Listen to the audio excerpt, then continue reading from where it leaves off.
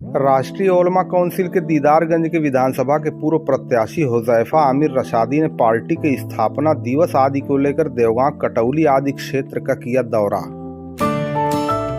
राष्ट्रीय उलेमा काउंसिल या आरयूसी के दीदारगंज विधानसभा के पूर्व प्रत्याशी और अलीगढ़ मुस्लिम यूनिवर्सिटी के पूर्व जनरल सेक्रेटरी हुज़ैफा आमिर रशादी ने देवगांव, कटौली, बसही आदि गांव का दौरा करते हुए 4 अक्टूबर 2023 को पार्टी की स्थापना दिवस के लखनऊ में आयोजित होने वाले कार्यक्रम आदि को लेकर लोगों से समर्थन का आह्वान किया। इस मौके पर उन्होंने कहा कि राष्ट्रीय उलेमा काउंसिल लोगों की लड़ाई लड़ने वाली पार्टी है, यही वजह है कि उसे जनता का भरपूर समर्थन प्राप्त हो रहा है। उन्होंने कहा कि देर से ही सही हम कामयाब जरूर होंगे। 2024 के लोकसभा चुनाव को लेकर उन्होंने कहा, मुसलमान अब लावारिस नहीं है, तमाम गठबंधन बनाए जा रहे हैं लेकिन किसी मुस्लिम दल को जगह नहीं दी जा रही है। उन्होंने कहा, सभी को यह लग रहा है कि यह बेवा औरत का माल है, जो आएगा समेट कर लेकर चला जाएगा, लेकिन मुसलमान अब ये करने को तैयार नहीं है। उन्होंने कहा, लोगों के अंदर अब एक नई सोच विकसित हो रही है, अब वो अपनी हिस्सेदारी और अपनी लीडरशिप की बात कर रहा है। इस मौके पर मिर्जा अजीम हाशिर, मंडल अध्यक्ष हाजी शकील अहमद, मिसबाहुद्दीन, शहबाज, शाह आलम, शादाब, शब्बू, तारिक, अरशद अंसारी, हाफिज सादिक,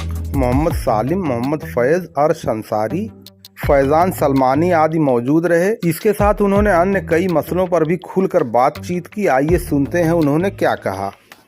4 अक्टूबर को 15 साल पूरे हो रहे हैं राष्ट्रीय उलमा काउंसिल को, और उसी का स्थापना दिवस हम लोग लखनऊ में ऑर्गेनाइज कर रहे हैं।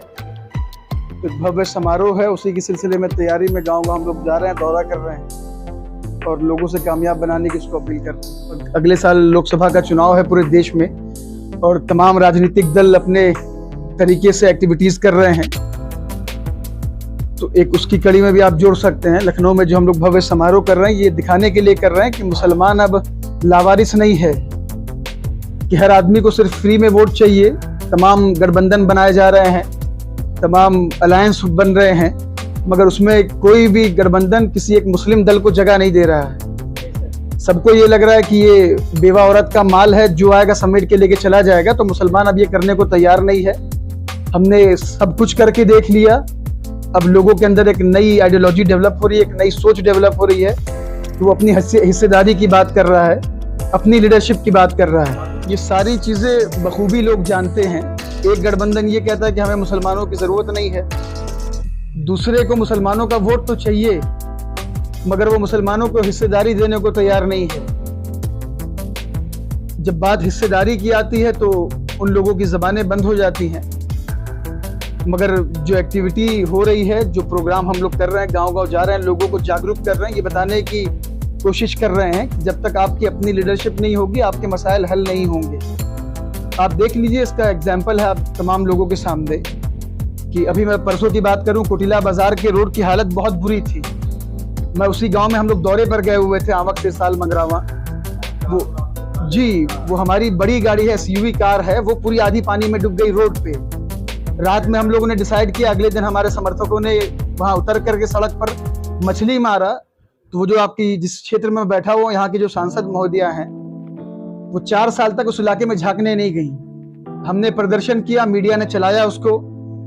उसके 2 दिन बाद ये पूरा दल बल लेके भागते हुए पहुंच गए। जिनके पास फंड नहीं था, फंड भी आ गया और उन्होंने परसों उसका उद्घाटन किया, कल से काम शुरू हो गया। तो ये ताकत है आपकी अपनी लीडरशिप की, और इस चीज को लोग अप्रिशिएट भी कर रहे हैं। तो उसी में हम लोग लगे हुए हैं और मेहनत कर रहे हैं, और उम्मीद है कि इसका रिजल्ट मिलेगा। अब फ्री में किसी को वोट नहीं मिलेगा। इस अवसर पर घोसी लोकसभा चुनाव को लेकर जब हमने उनसे प्रश्न किया तो उन्होंने कहा, कैंडिडेट से लोग नाराज थे, वो नाराजगी का इजहार लोगों ने किया और इसलिए वोट किया। तो और एक सीट जीतने के बाद ये सारे लोग गदगद हैं कि हमको वोट मिलेगा। तो जनरल इलेक्शन में ऐसा नहीं होगा जो 22 में इन्होंने किया था, जिस तरीके से धक्के मार के हटाए थे लोगों को। अगर वो इस बार रवैया अपनाएंगे तो उसका जवाब भी पब्लिक देगी उनको।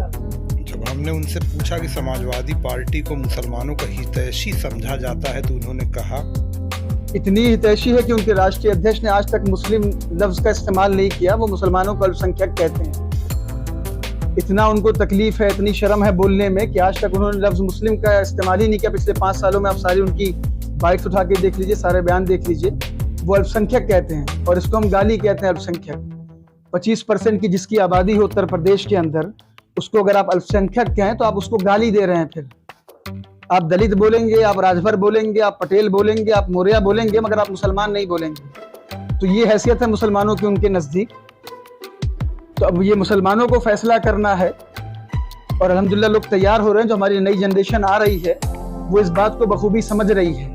जब हमने उनसे सवाल किया कि आपको वोट कटवा कहा जाता है तो उन्होंने कहा, तो क्या कर लिया 22 में? अगर वोट कटने की बात है कर रहे हैं वो, तो 22% में 99% मुसलमानों ने समाजवादी पार्टी को वोट किया, उसके बाद भी वो सरकार नहीं बना पाए। तो ये तो साबित हो गया ना कि उनका जो अपना वोट बैंक था वो खिसक गया उनसे। और वो बात कर रहे हैं मुसलमानों की, ये शिगुफा छोड़ते हैं भ्रम फैलाने के लिए, लोगों में गलतफहमी फैलाने के लिए इस तरह की बातें करते हैं। जब हमने पूछा कि आप जनता को क्या संदेश देना चाहते हैं तो उन्होंने कहा, नहीं, बिल्कुल ये संदेश देना चाहेंगे। हम लोग की अभी जो कोशिश है वो ये है कि सारे लोगों को मुत्तहिद किया जाए, यूनाइट किया जाए, अपनी ताकत का एहसास कराया जाए, जो सो कॉल्ड तमाम दल हैं, ताकि उनको एहसास हो। और जो मुस्लिम दल हैं जो अपने समाज की लड़ाई लड़ रहे हैं, जो अपने समाज के लिए काम कर रहे हैं, जिन्होंने धरातल पे ज़मीन पे काम किया है, उनको वो हिस्सेदारी दें। वरना अभी बाई इलेक्शन में हमने रिजल्ट दिखा दिया उनको। बाई इलेक्शन का रिजल्ट आपके सामने रहा आजमगढ़ का, कि हमने चुनाव से एक हफ्ता पहले एक कैंडिडेट को सपोर्ट किया और हमारे सपोर्ट से जो भाई साहब ने पूरी फौज उतार दी थी अपनी आजमगढ़ में, कई चेहरे उतार दिए थे, उसके बाद भी वो चुनाव हार गए।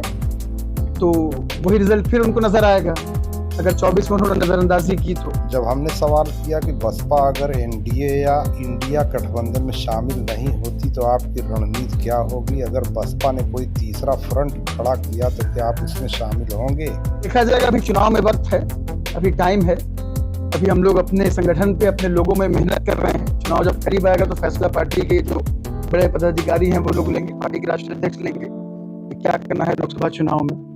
जब हमने पूछा कि इंडिया गठबंधन को पूरा यकीन है कि इस बार भाजपा को पराजित कर दिया जाएगा तो उन्होंने कहा कि ये तो जनता फैसला करेगी, हमारे यकीन से कुछ नहीं होने वाला है इसमें। नहीं, इसका फैसला जनता के हाथ में। ये सवाल आपको जनता से करना चाहिए, जनता के मन में क्या है। और देखिए, हर आदमी का उरूज है तो उसका जवाल भी है।